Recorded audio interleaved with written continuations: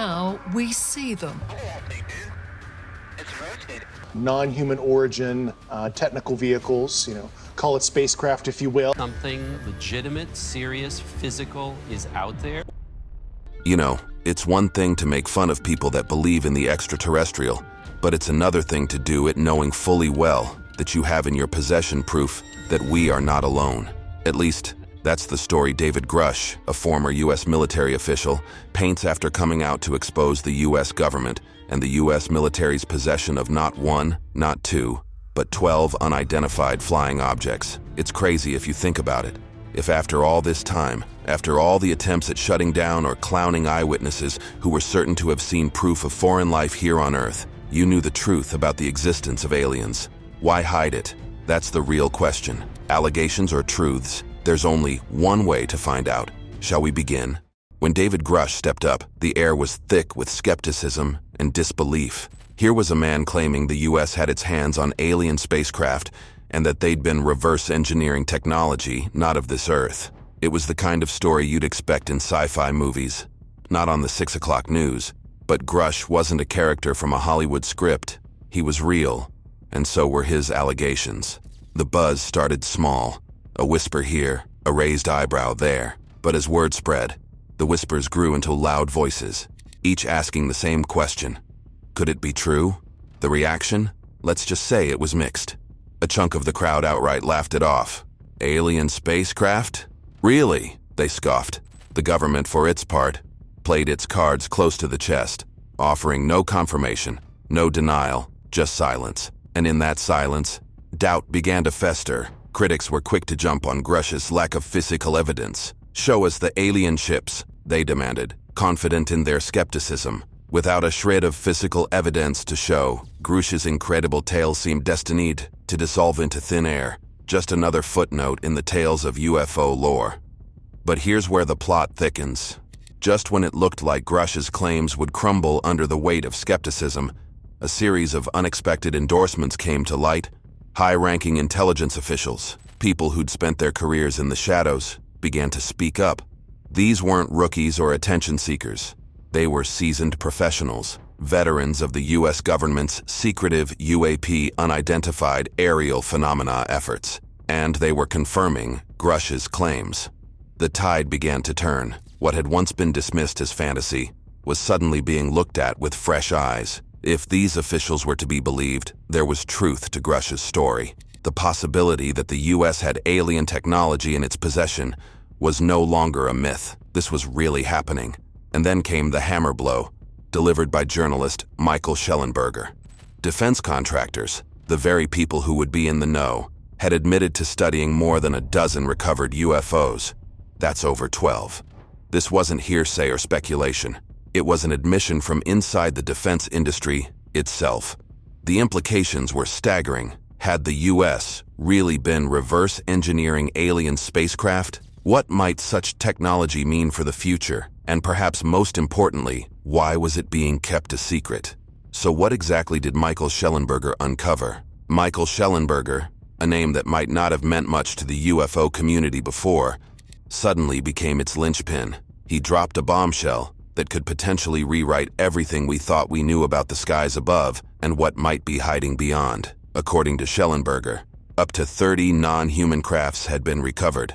That's right, 30. And like I said, this wasn't coming from conspiracy forums or late-night chat shows. This was coming from the mouths of high-ranking intelligence and former officers. People with detailed accounts who had nothing to gain and everything to lose by coming forward. They talked about evidence. Solid, undeniable evidence. That the U.S. government and its military contractors were sitting on a cache of at least 12, if not more, alien spacecraft. It's the kind of revelation that makes you question everything. But here's where it gets even murkier. When these claims reached Congress, they turned to the All-Domain Anomaly Resolution Office, AARO, about Grush's claims, expecting some sort of confirmation or denial. They got a big fat, "We found nothing." It makes you wonder, doesn't it? Are they really out of the loop, or is it a choice to keep whatever they know under wraps? If AARO, with all its resources and reach, couldn't or wouldn't verify these claims, who could? What were they hiding? The plot thickened. But where did it all begin? For as long as we can remember, people have been fascinated by UFOs and the idea of extraterrestrial life. It's the ultimate question.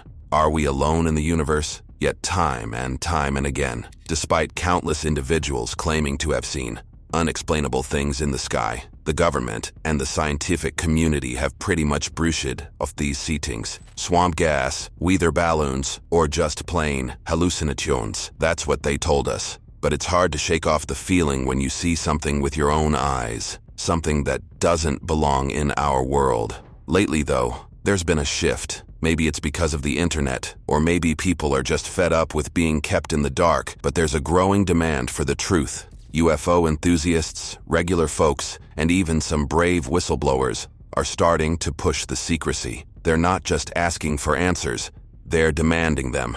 And with each new whistleblower, like David Grush, or those behind the scenes whispering to journalists like Michael Schellenberger, the government's usual nothing to see here stance is getting harder to maintain. When Schellenberger shared his bombshells about the US government and military admitting to the recovery of alien crafts, even he was taken aback by the depth of the rabbit hole he'd stumbled into. Why the obsession with UFOs and aliens, you ask? How do you even tell the difference between human and non-human craft?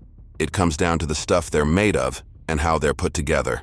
Alien spacecraft are reported to utilize materials and engineering methods unknown to current human technology, suggesting their extraterrestrial origin. Here's where it gets juicy. Imagine a big-time aerospace company gets its hands on one of these mystery crafts, which already happened, by the way. They're itching to crack it open, see how it ticks. They think, why not get some civilian brains on this? More minds, more ideas, right? But the thing is, the Pentagon isn't going to let that happen. I mean, why would they when spilling too many beans? Just blow the whole cover. But get this, those in the know have confirmed that these crafts, the unidentified flying objects, are on some military base or secret contractor spot, and all Congress, or anyone really itching for the truth, needs to do. Just take a little field trip to one of these bases. Bam, mystery solved. But the problem is that it isn't that easy. There's no way the Pentagon is going to be willing to give up that information easily, especially because it goes so much farther than this. You see, among the whispers of recovered spacecraft and hidden technologies, there lies another even more astonishing claim, that we've not only found these non-human crafts, but possibly their pilots as well. Think about it.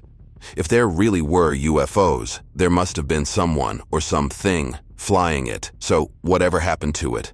After the crash, after the recovery by the US military, what happened to the pilots of those UFOs that crashed? And more importantly, did any survive, or did they end up in some secret facility far from public eyes? Now, here's where things get really interesting. According to the insiders, some of the UFOs that have crashed were, indeed, not empty. Michael's sources are saying they've seen evidence of alien life forms. Yeah, actual non-human biologics linked to these UFOs. But here's the catch. Only one source could back up this bombshell claim. Schellenberger decides to keep this bit out of the limelight for now. Why? He's playing it safe, wanting to make sure his reports are rock solid before shaking up the world with news of alien pilots. It's already hard enough to wrap our minds around the idea of unidentified flying objects flying into our atmosphere. Trying to wrap our minds around the idea that these flying objects may have had entities that could possibly now be roaming our Earth is surely terrifying. But the thing is, now everyone involved is scared. Remember when I said the sources were from high-ranking individuals who had plenty to lose? Yeah, well, their bravery may cost them. They're worried about the repercussions of disclosing what they know. They could lose their security clearances or worse, face massive retaliation from their own government. This isn't paranoia. It's a legitimate fear, underscored by past incidents where whistleblowers faced severe consequences. Moreover, this isn't just an internal US issue. There's a global competition heating up, with the United States, China, and Russia all vying for the upper hand in understanding and potentially harnessing UFO technology. This race isn't just about national pride or scientific curiosity. It's about securing a technological advantage that could influence global power dynamics. Why do you think the US government is trying so hard to keep it a secret? As more officials weigh the risks and rewards of coming forward, the tension around this topic grows. The world holds its breath as we watch closely. Will we finally know the whole truth? What do you think? Let us know in the comments below, and if you enjoyed this video, leave a like and subscribe.